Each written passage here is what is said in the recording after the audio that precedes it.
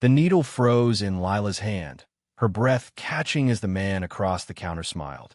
It wasn't just any smile. Warm, unguarded, like he'd seen something in her she didn't even know was there. The coat she'd spent hours mending lay between them, its torn sleeve now flawless, but his eyes held hers like they were stitching something else entirely. "Thank you, Lila," he said, his voice low, almost too soft for a stranger. Her name on his lips felt like a question she couldn't answer. Who was he? Why did that look feel like it carried 1,000 unspoken words? Lila Bennett, 32, was no stranger to hard days.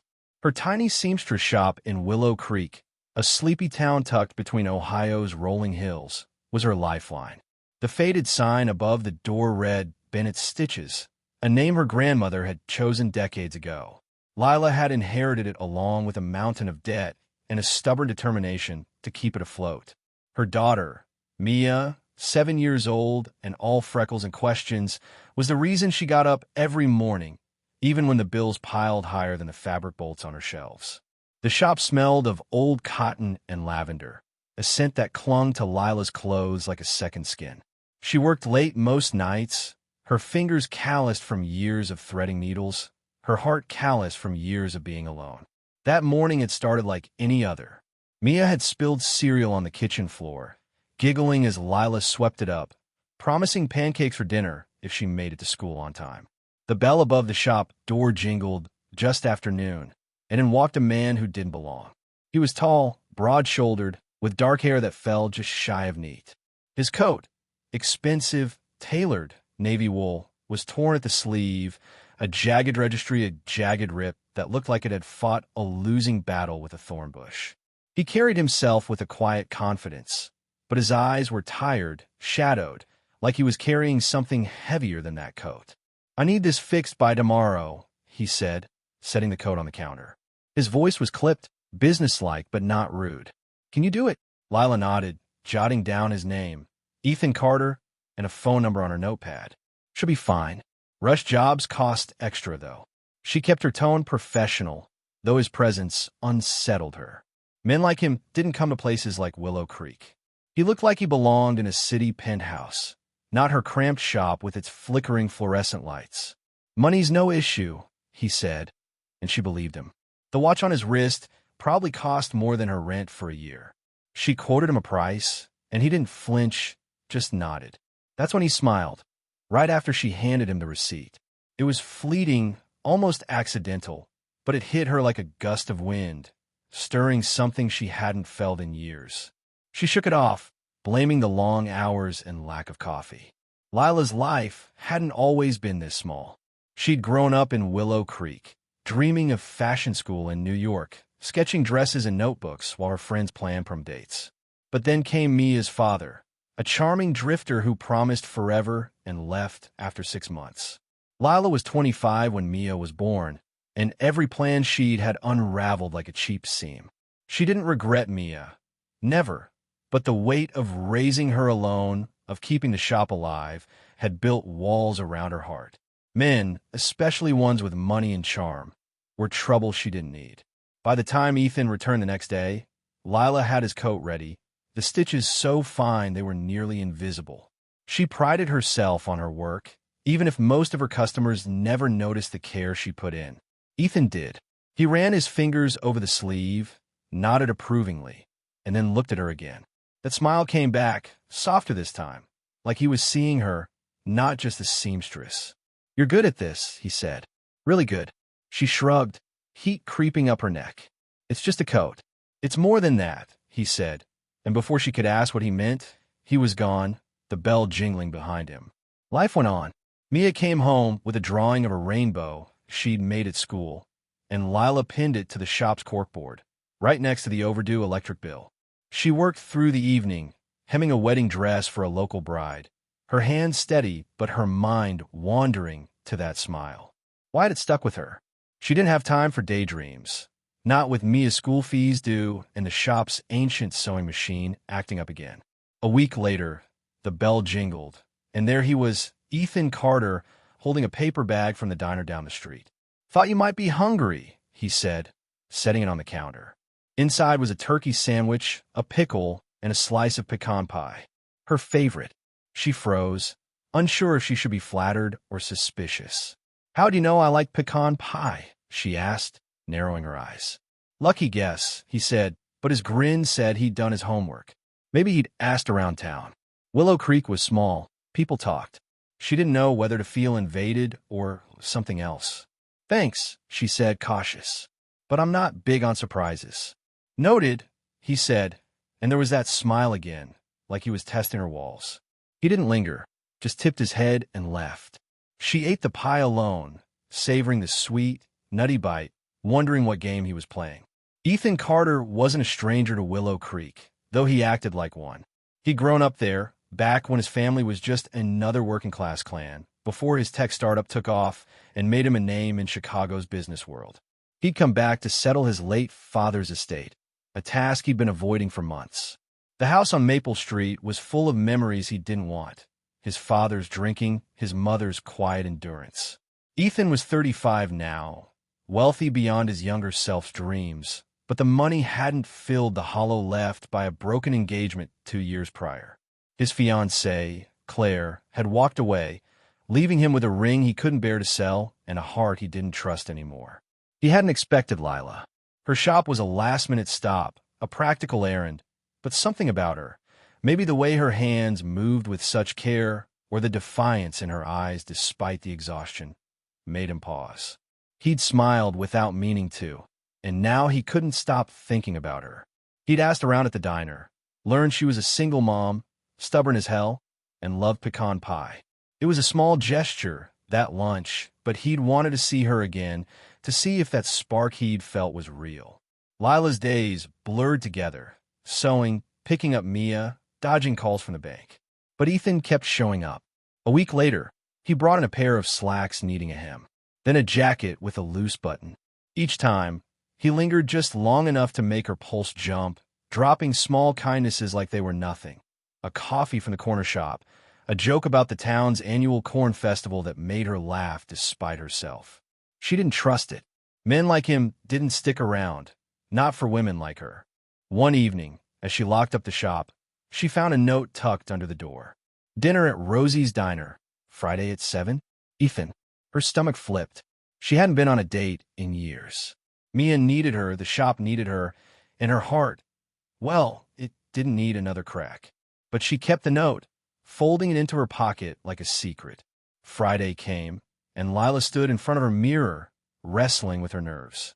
She'd said yes, mostly out of curiosity, maybe a little defiance. She wore her best dress, a simple navy thing she'd made herself, and dropped Mia off with her neighbor, Mrs. Hargrove. Rosie's was packed, the air thick with the smell of fried chicken and coffee. Ethan was waiting, looking out of place in a crisp shirt, like he'd stepped out of a magazine. They talked, really talked, over burgers and fries. He told her about growing up in Willow Creek, about his dad's old pickup truck, and the way the stars looked clearer here than in Chicago. She told him about Mia, about the shop, about the time she'd almost left town but couldn't bear to leave her grandmother's legacy. "You're stronger than you think," he said, and the way he looked at her made her want to believe it. They walked out into the cool night, the streetlights casting long shadows. He stopped by her shop, where her old hatchback was parked. "Can I see you again?" he asked, his voice quieter than usual. She hesitated, her heart tugging between hope and fear. "Maybe," she said, and he smiled like he'd won something. The next morning, Lila was still replaying the night when the bell jingled. A woman stood there, polished and sharp, her perfume expensive. She held a scarf that needed mending, but her eyes were on Lila, cold and appraising. "You're the seamstress Ethan's been talking about," she said, her tone clipped. "I'm Claire, his fiancée." Lila's needle slipped, pricking her finger. Her heart sank like a stone. Fiancé? Ethan hadn't mentioned anyone. Had she misread everything? His smiles, his kindness, that dinner? The woman's scarf lay on the counter, delicate and costly, like a challenge. What had Lila gotten herself into? Lila's heart thudded as she stared at the woman claiming to be Ethan's fiancée.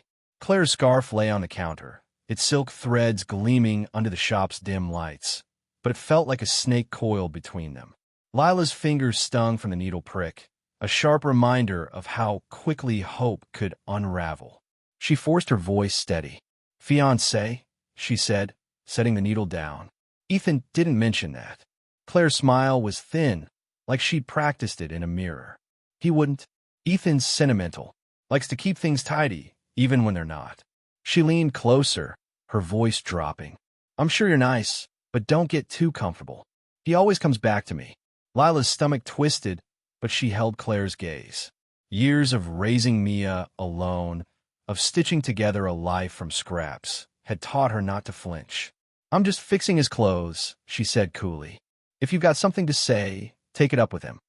Claire's eyes narrowed, but she left without another word, the bell above the door jingling like a warning.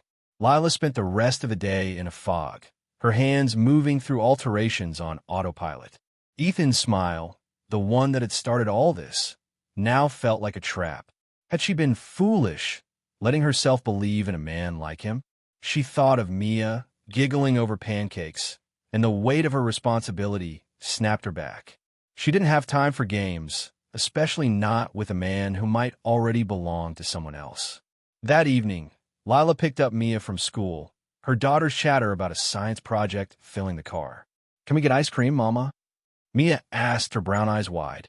Lila managed to smile, though her chest felt heavy. "Sure, kiddo. Chocolate swirl, right?" Mia's grin was a small anchor, pulling Lila back to what mattered. But Ethan didn't stay away. 2 days later, he was back at the shop, this time with a shirt needing a new button. His face lit up when he saw her, but Lila kept her distance, her tone clipped. "Another job?" she asked, avoiding his eyes. He frowned, picking up on her chill. "Everything okay?" She wanted to ask about Claire, to demand answers, but pride held her tongue. Instead, she nodded, taking the shirt. "It'll be ready tomorrow." He lingered, like he wanted to say more, but she turned away, busying herself with a bolt of fabric. When he left, the air felt lighter, but her heart didn't. The next week tested Lila's resolve. The shop sewing machine finally gave out, coughing to a stop mid-stitch. The repair estimate was more than she could afford, and the bank called again, their tone sharper about the overdue loan.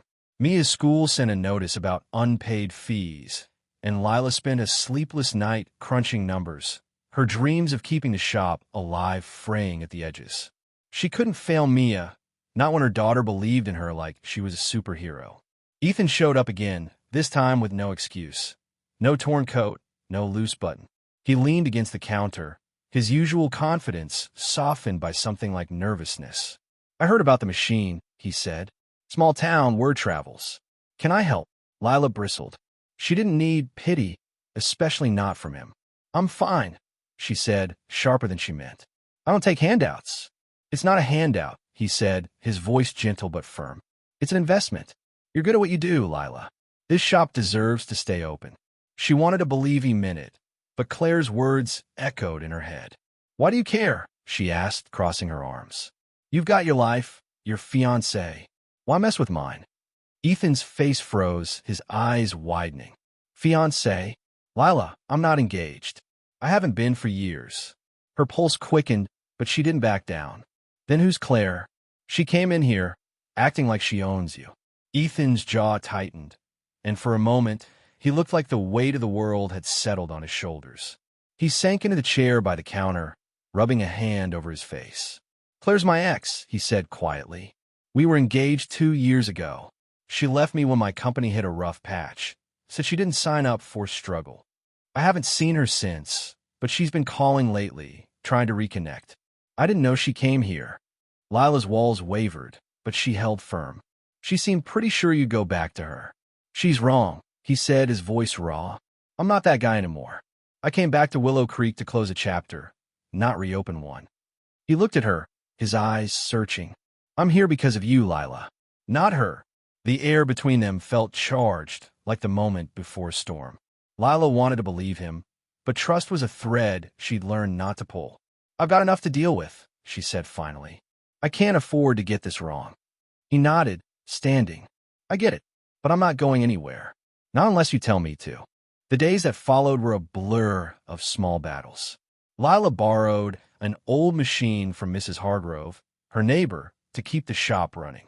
She took on extra alterations, working late into the night, her hands aching but her resolve unbreakable.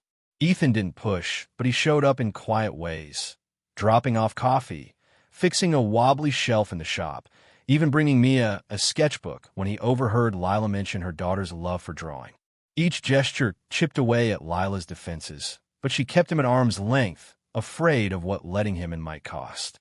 Then came the town's annual harvest fair, a whirlwind of lights, music, and fried dough that drew everyone in Willow Creek. Lila took Mia, hoping the distraction would clear her head. They wandered the stalls, Mia clutching a balloon shaped like a pumpkin, her laughter easing the knot in Lila's chest. But when they reached the Ferris wheel, there was Ethan helping set up a booth for the local animal shelter. He waved, his smile as disarming as ever, and Mia tugged Lila's hand. "Can we say hi, Mama?" Before Lila could protest, Mia was dragging her over. Ethan crouched to Mia's level, asking about her balloon, his ease with her daughter stirring something warm in Lila. "You two should ride the Ferris wheel," he said, standing. "My treat." Lila hesitated, but Mia's pleading eyes won out. They climbed into the creaky seat, Ethan joining them at Mia's insistence. As the wheel lifted them into the night, Willow Creek sprawling below, Lila felt the world slow. Ethan pointed out the stars, telling Mia about constellations, and Lila watched him, her guard softening.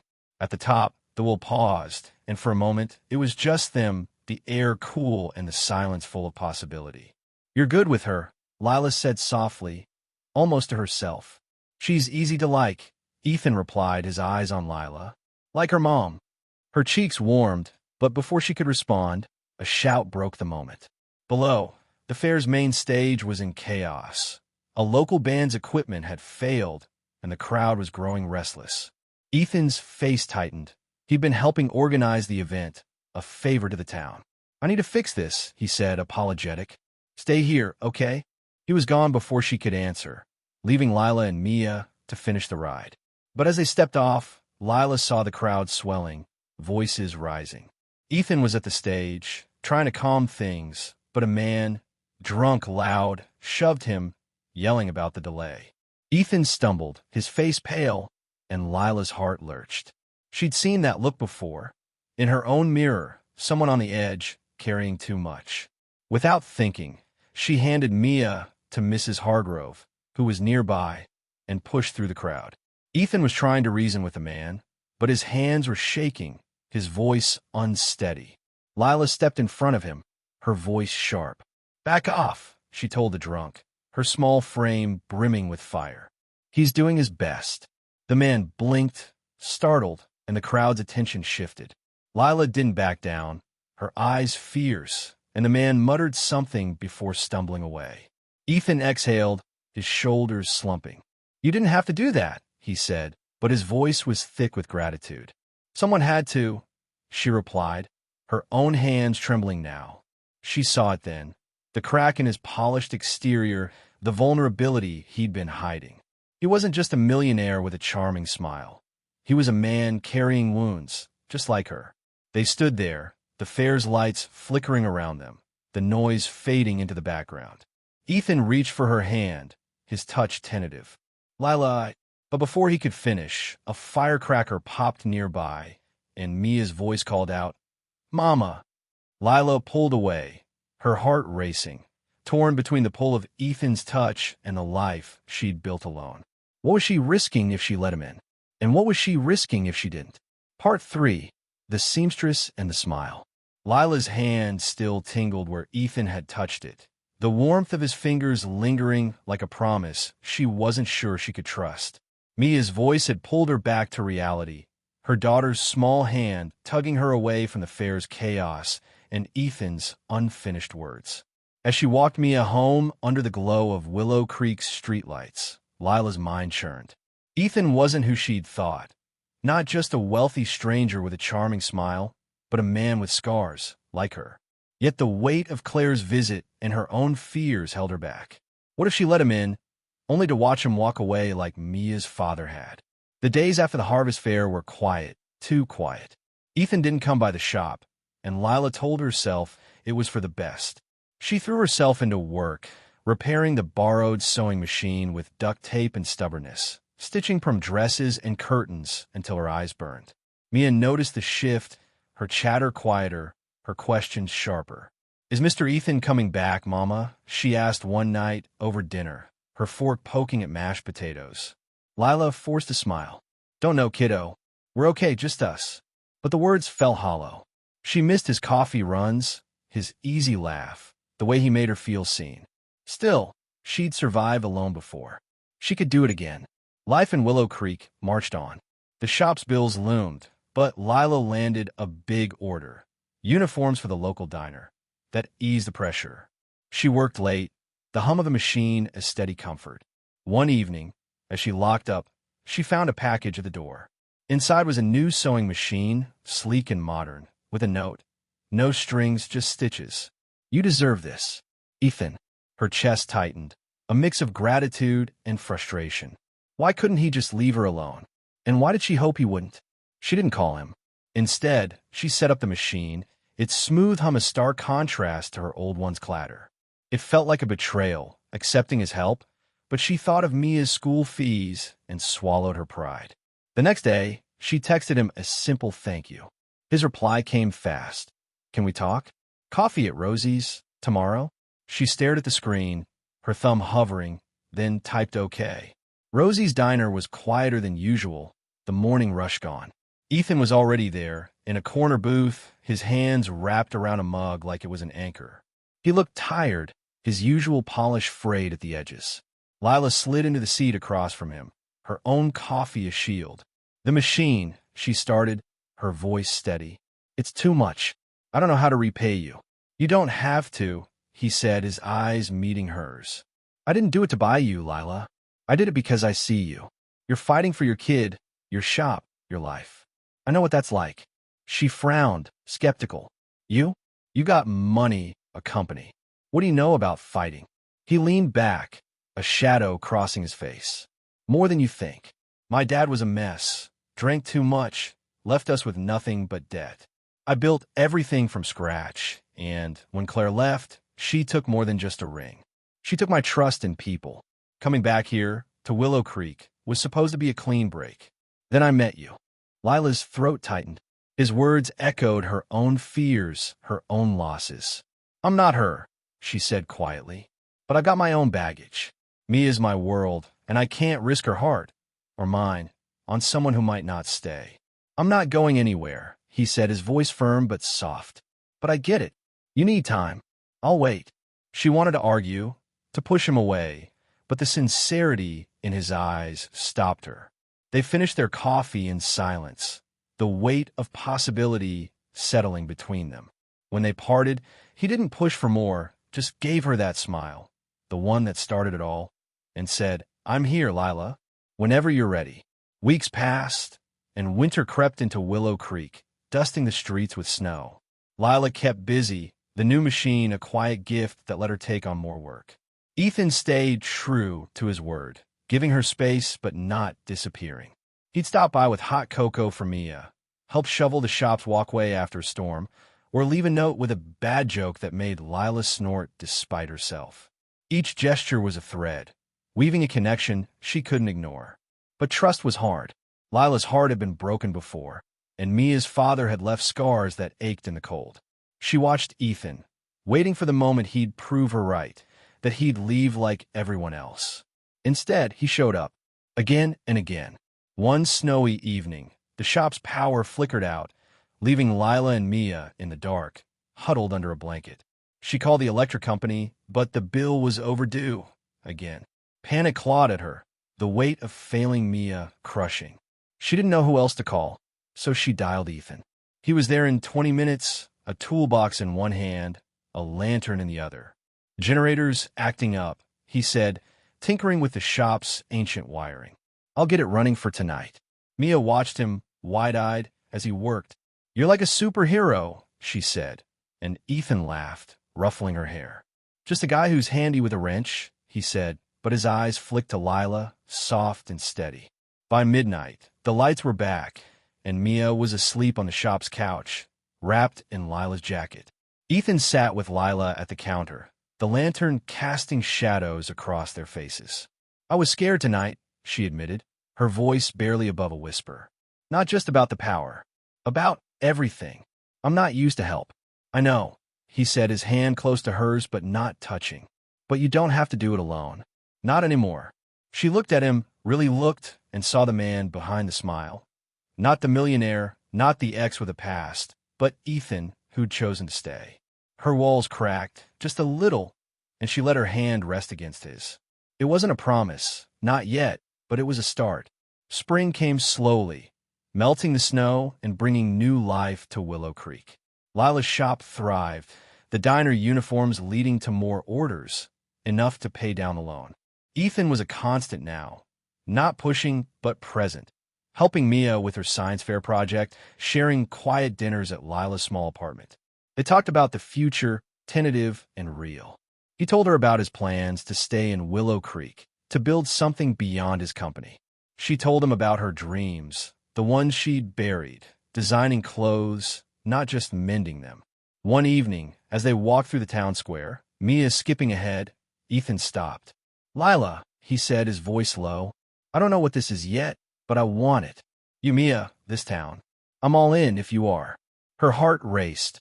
Fear and hope tangled together. She thought of Mia, of the shop, of the years she'd carried alone. Then she thought of Ethan's hand in hers, steady through the dark.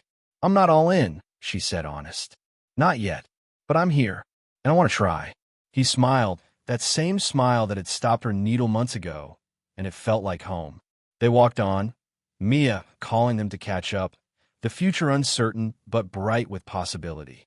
There were challenges ahead, trust to build, wounds to heal, but for the first time, Lila didn't feel alone. She'd stitched her life back together, thread by thread, and Ethan was part of the pattern now, woven in with care. As they reached the square's edge, Mia pointed at the stars, naming constellations Ethan had taught her. Lila squeezed his hand, just a little, and let herself believe in second chances. If this story touched you, comment where you're from and subscribe to the channel.